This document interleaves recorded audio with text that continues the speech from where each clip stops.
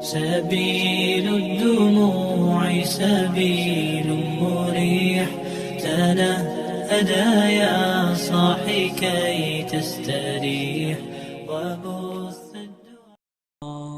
بسم الله الرحمن الرحيم. السلام عليكم ورحمة الله وبركاته. الحمد لله رب العالمين، وأشهد أن لا إله إلا الله وحده لا شريك له ولي الصالحين، وأشهد أن سيدنا ونبينا محمدا عبد الله ورسوله الصادق الأمين. اللهم صل وسلم وبارك على سيدنا محمد وعلى آله وصحبه ومن تبعهم بإحسان إلى يوم الدين. اللهم علمنا ما ينفعنا وانفعنا بما علمتنا وزدنا علما وتقى. Para jemaah sekalian yang dimuliakan Allah Subhanahu wa taala,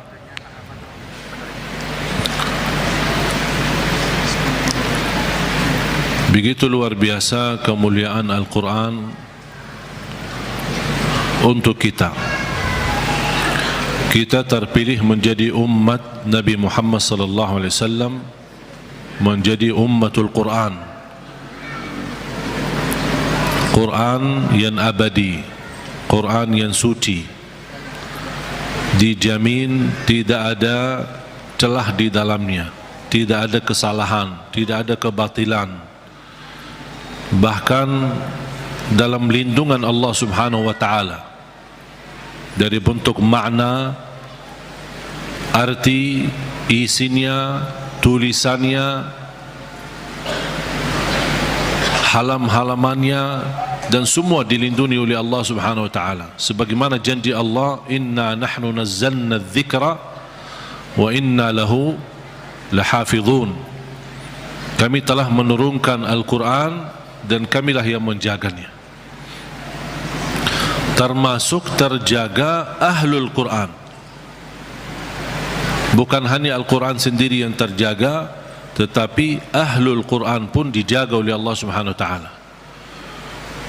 Bahkan salah satu lindungan Allah Subhanahu wa taala kepada kita melalui Al-Quran, akan dilindungi oleh Allah ahlul Quran dari siksa neraka Jahannam.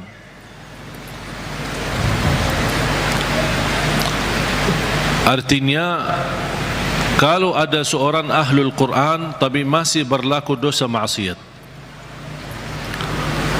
dan seandainya dihukum oleh Allah untuk masuk neraka sementara, untuk disucikan dan membersihkan dari dosa dan maksiat, neraka pun tidak akan mampu menghanguskan kulitnya dan tidak akan mampu membakar hatinya, karena isinya Al-Quran.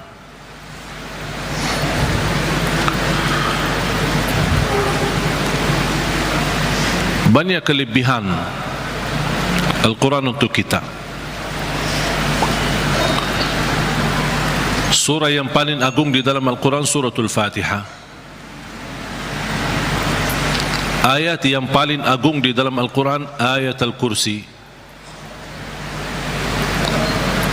Suratul Fatihah, kalau boleh saya artikan dialog sama Allah, berdialog dengan Allah.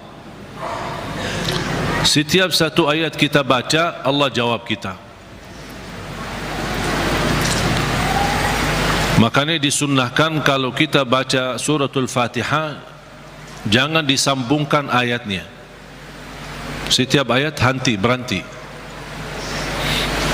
Sebagaimana dijelaskan oleh Siti Aisyah radhiyallahu anha, karena Rasulullah SAW idza qara'a al-Fatihah kana yufassiruha tafsira.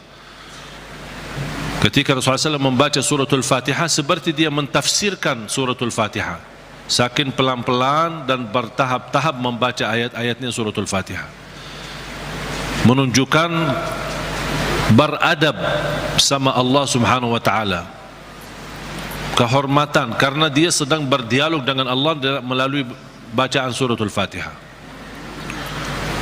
Sebagaimana Rasulullah SAW bersabda di hadis yang diriwayatkan Imam Tirmizi, hadis itu hadis qudsi, qasamtu salata baini wa baina abdi nisfain. Aku telah membagikan salat antaraku dan hambaku, kata Allah, menjadi dua bagian. Dan yang dimaksud kata as-salat di hadis ini adalah suratul Fatihah. Ternyata suratul Fatihah memiliki banyak nama. Disebutkan nama di antara lain Al-Fatihah, Ummul Kitab, Ummul Quran, As-Salah, Asy-Syafiyah, Ar-Raqiyah, Al-Waqiyah, menyembuh segala penyakit, melindungi dari segala bahaya, gangguan, godaan, bahkan bisa menjadi ruqyah. Orang yang tidak fahami ruqyah dan sulit mencari orang yang meruqyahi, lebih baik kita ruqyah diri sendiri. Sering orang bertanya, saya tidak faham ayat-ayat ruqyah, cukup dengan suratul Fatihah. Suratul Fatihah sudah mewakili semua ayat-ayat untuk meruqyah diri sendiri, menjadi rutin dibaca. Boleh jadi wirid, setiap hari kita baca Al-Fatihah 10 kali, 20 kali, 100 kali, semampu kita. Jadi wirid, keberkahannya luar biasa. Boleh menjadi doa dalam air minum kita. Setiap mau minum air dalam botol atau gelas, kita baca Al-Fatihah, tiup di dalam air, kemudian minum. Itu menjadi obat. Biasakan anak-anak kita minum air yang sudah dibacakan dalamnya suratul Fatihah. Jangan menunggu kiai, ustaz, habib datang untuk membacakan Al-Fatihah dalam air. Kita sendiri belajar. Baca 3 kali boleh, 1 kali boleh, 7 kali boleh. Habis itu tiup dalam air, boleh 3 kali. Kemudian silahkan minum, kasih kepada anak-anak kita.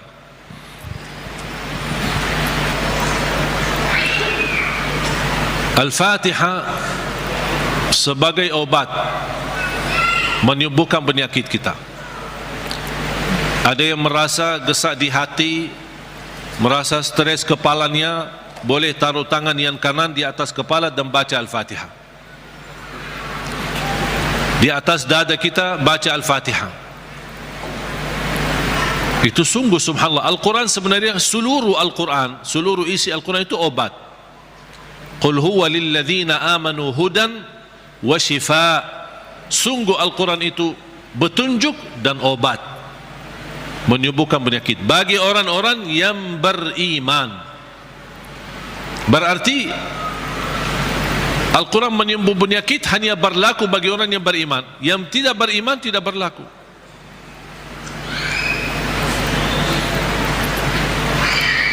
Dan banyak hadis yang menunjukkan Al-Fatihah itu sebagai ruqyah.